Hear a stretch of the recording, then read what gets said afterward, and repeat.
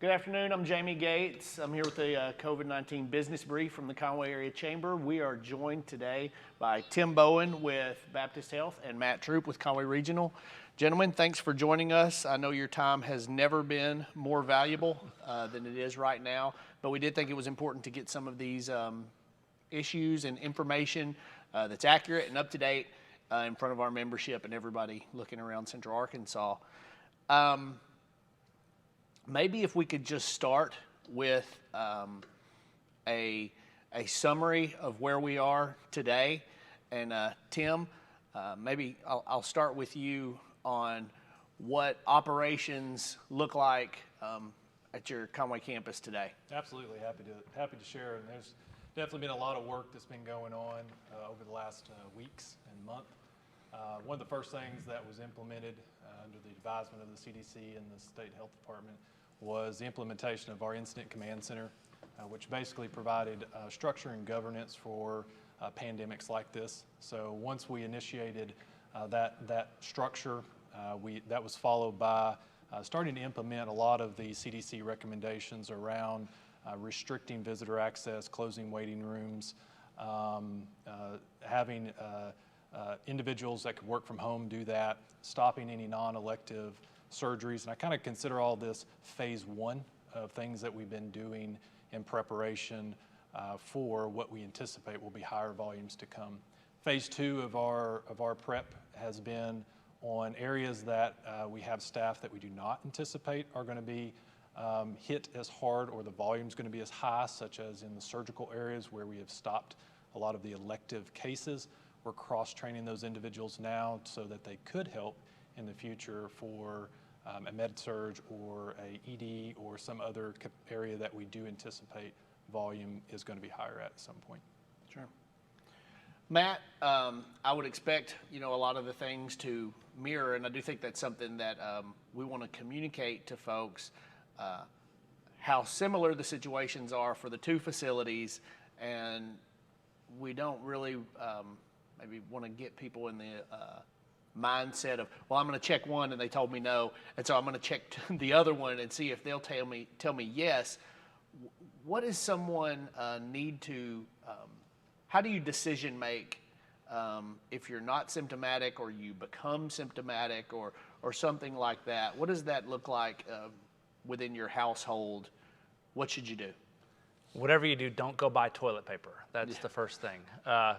In all seriousness, really the symptoms and signs of COVID are very similar to what we see at this time of year: flu, allergies, etc. I think first and foremost, people need to be calm. They need to follow CDC and other guidelines. There's a reason they're there, and we have to really use that as our sort of source of truth when it comes to times like this. Testing is limited, and so if you come to our hospital or Baptist, you're going to be asked questions that screen you, that really kind of get a feel for how appropriate is this. And then we're going to make a decision, a clinical decision based upon a test. And that test could take as many as 4 or 5 days, sometimes even longer to get back. But the prescription when you leave one of our hospitals is the same. You're going to go home, you're going to isolate yourself, because whether we've got high flu season, high cold and allergy season, the best advice for you is to stay home and to stay away from people. I know that there are a lot of small businesses that will be watching this and a lot of Conway area businesses. One thing that I have noticed through our own drive-through and testing experience is that we have people coming up on their lunch break after work. We need to do a better job as a community really sending the message, and I understand employers probably don't always know what their employees are doing during their lunch break, but they need not get tested for COVID testing, because if they really are COVID positive or think they're COVID positive, they need to be home. And we're going to start to take more aggressive action to notify employers, hey, we tested this person for COVID and they need to be quarantined. And we need community support around that, because really, as is so often said in the media, it's the only way we're really going to flatten the curve. And this takes a community effort and community responsibility among all of us. Yeah. Tim, maybe elaborate on that as to when should you seek a test? Absolutely. So, As Matt said, these symptoms do mimic the flu. There will be some patients that are asymptomatic, that won't have symptoms. Most patients are going to have mild symptoms. Mild symptoms can be treated by just staying home, quarantining yourself, staying well hydrated, and using over-the-counter medications is going to be, for most people, that's going to be the treatment. Staying at home, you want to make sure that you're fever-free for at least 72 hours before you get out and about around people. And you want to make sure that your symptoms have been improving, and you want to make sure that it's been at least 7 days since your symptoms started. So if you check all those boxes and you've self-quarantined, you've been at home, then it would be safe to go back out. The individuals that we're probably most concerned about is individuals that have an underlying healthcare condition or the elderly. So anyone over 65 with an underlying healthcare condition, they need to contact their healthcare provider upon symptoms starting so that they can have a plan with their provider. And for contacting, I think we're blessed in Conway to have great access to healthcare and great healthcare. There's a couple of different avenues that I would recommend to go through. First and foremost, if you have a PCP, you want to utilize your PCP and have a good relationship and contact them. We're also blessed with a number of urgent cares around the community, so if someone does not have a PCP, that's another great access point. At least for Baptist, and I know Conway Regional has similar offerings, I would say we have through the My Baptist Health app, you can access a virtual provider 24/7, 365. So if you wake up at 2 in the morning and you have a question, you can actually access that virtually. We have established a hotline that's open 24 hours a day. So if someone just has a question and they don't know that answer of when should I go and seek help, what should I do, that hotline is established 24 hours a day, and it's 1-888-BAPTIST. And then the last, I would say, kind of as you've gone through that list, if you feel it's a true emergency, of course, the ER is always an option. So let's say someone has no symptoms, but they have confirmation that they were in contact with someone who has, and in close or reasonable contact with someone who tested positive. Where do they then fall into the protocol? You know, again, I would advise them to go through a screening center. We have one as well, 450-2290, or go to our webpage, similar type of access to a provider, to a screening center. Ask those questions. You know, by and large, if you're asymptomatic, we're not going to test you. It's not really clinically relevant. It's clinically relevant when you start to become ill, you start to feel symptoms, and when you reach a certain threshold in terms of comorbidities and your age. It's not a good time to be a smoker. If you smoke, COVID is not a good virus for you to catch.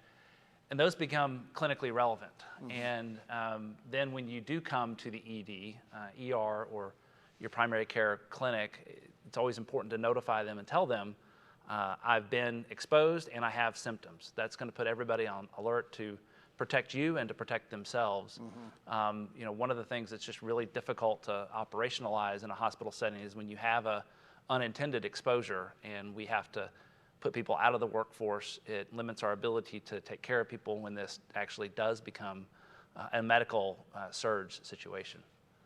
Is frequent smoking a underlying condition? Would that qualify really as something that you need to be? You know, I think it's in combination with other things. Mm-hmm. So whether or not it's I've been exposed and I smoke, I don't know that would really trigger a test. Again, we want to rely on that primary care physician as much as possible because they really know their patient, they know the clinical history. That's where we want the decision to test to be made. They always have clinical judgment. So even though a screening may say no on a test, a physician's judgment is going to really drive that decision to test or not to test. But the point is that, and as it's well known throughout the media, there's limited testing capacity, limiting test mediums that we use to test patients. And there becomes a point where, as I said before, it's not just very clinically relevant in terms of how we treat the virus.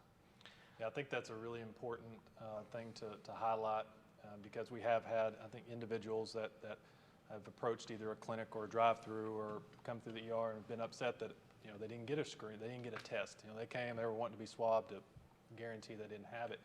And through that algorithm that the CDC and Department of Health has created that we follow on determining who gets tested, some people, if it's not going to change the course of treatment for that individual, they're not going to get a test. So I think that's important to know that you know, although you want to go through the process, get screened, get guidance and consult with providers, but ultimately you may not get a test if it's not going to ultimately determine the course of the treatment.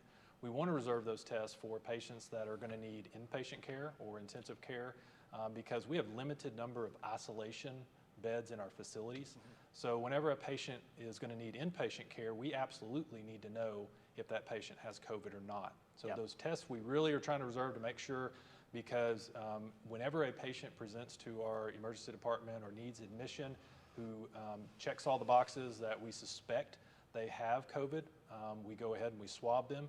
But the turnaround time can be a couple of days before we get the results back. During that time, we have to treat that patient as if they are COVID positive, so they're in an isolation room.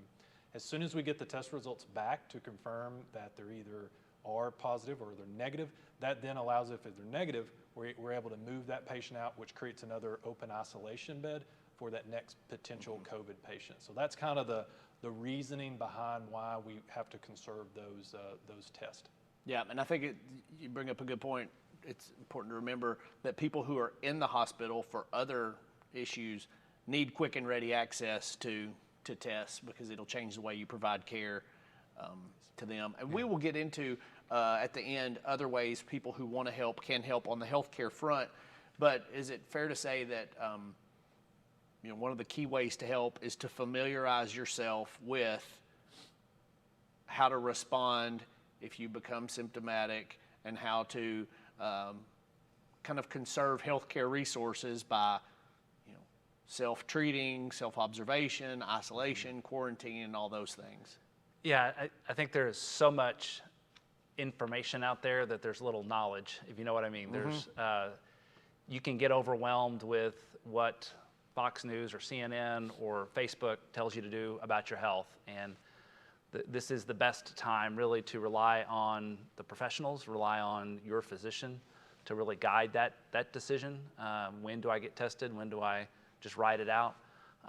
But undoubtedly, the question of whether or not you have COVID, if you have symptoms, doesn't change the fact that you need to quarantine. You need to get off by yourself. You need to get away from people. You need to take off work. It's just too critical. And we see too many cases where, you know, one individual has impacted, you know, 30 others just because of that proximity type question. It's, people don't know what they don't know, but if you have an infectious disease or think you do, you need to quarantine. And if you have the flu, you need to quarantine. And if you have a cough, you probably need to quarantine. And these are all things that really the COVID test helps us clarify, but the answer is still the same.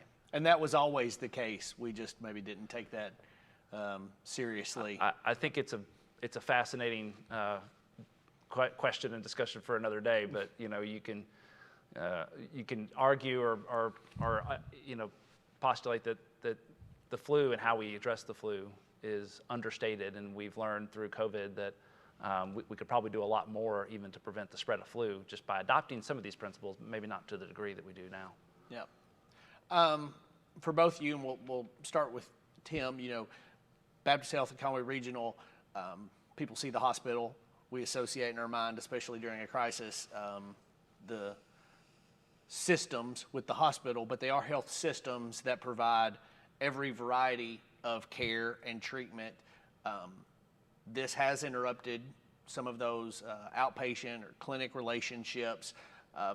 Maybe tell folks who were in a treatment protocol for some condition what to expect and maybe how they should handle rearranging their appointments. Absolutely. So again, if you are, you know, you have an established relationship with a specialist or a physical therapy location, I mean, I'm seeing a lot of innovation.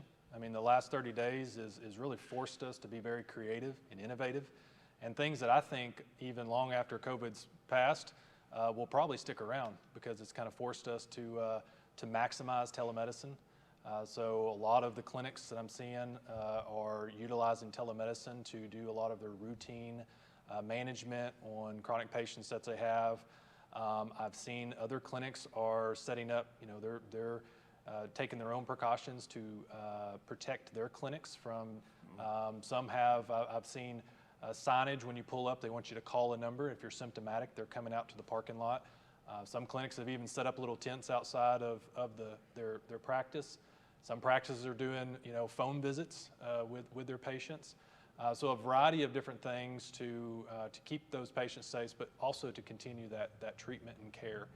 I think the neatest one I saw was a local physical therapy place was doing physical therapy via telemedicine, and they kind of did a little Facebook Live with it, and it was very fascinating, and it's still very productive, but it allowed them to continue that treatment for that patient. Matt? If folks will call their clinician, any Conway regional physician that they've been following up with, we have telemedicine available. That physician will be available via video and obviously audio. To the greatest extent possible, we want to keep everyone off of our campus. And those that we can send home, we have. But our physicians are still available and still answering the call to take care of folks. So whether it's through telemedicine or just a simple phone call, they're still there for those that need ongoing care and, if necessary, to come into the hospital. But as much as possible, keep people at home. You just talked about limiting access to campus. What does that mean for visitors? I know we've altered the visitation policies at the hospital, Matt. Yeah, we have a no visitor policy, and it has changed over time as it has become, we've had more and more positive in Faulkner County and our surrounding area. So we have a no visitor policy, which essentially means that if you're there to deliver a baby, congratulations, you're going to get one visitor. And that doesn't count the baby. You get one in addition to the. What if you're having twins? Yeah, Matt? well, there you go. I don't know. We'll have to figure that out. But anyway, one visitor, and in end of life situations in the hospital, obviously we want to be accommodating to that specific circumstance. So that rules are going to vary a little bit there, but obviously we want to be very focused on who we let back, and with a minor, we'll let one individual back with a minor. But otherwise, if you're in the hospital, not end of life, no visitors. We are working to set up means through iPads and other tools to ensure that family can still communicate with their loved one in the hospital. We're talking about having liaisons that can kind of be a go-between between the two. This is kind of a weird time, it is a weird time in healthcare in the sense that we've prepared for a surge, a consumption of inpatient resources, but we've staffed back in preparation. And so in some sense, we have a lot of staff. And can do some of these things that I think allow us to be a little more creative and innovative than maybe we have before, but really keeps our patients safe, and I think that's the primary driver here. Yeah. Tim, how can people, and the visitation rules are applying on the Conway campus as well? Absolutely. So Matt and I have been in coordination kind of this whole process. We actually, both of our campuses went to the no visitor as of this morning at 6:30. So that is a consistent, process between both of the hospitals. Yep. So people that want to help, how can they help? Absolutely. So first and foremost, cannot stress this enough, but to take this absolutely seriously. Tell my friends and family, treat hand washing like it's your job. Practice this, not just practice, do the social distancing. It really works. It helps flatten the curve. We only have a finite number of beds in this state and in this area to take care of patients. And if we spread those out, those patients that are going to be infected and require hospitalization, we have a much better chance of it not overwhelming the healthcare system. So cannot stress that enough about social distancing. When you sneeze or cough, make sure that you're covering that, doing it into your elbow. Wash your hands, as I said.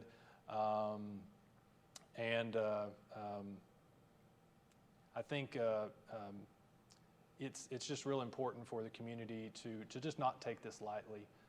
If you are sick, do not go to work. As Matt said, we've had some that have come through wanting testing on their lunch breaks and stuff, and that's a sign that's maybe not completely working. So definitely, if you're sick, do not go to work. And I think that's pretty much what you can do.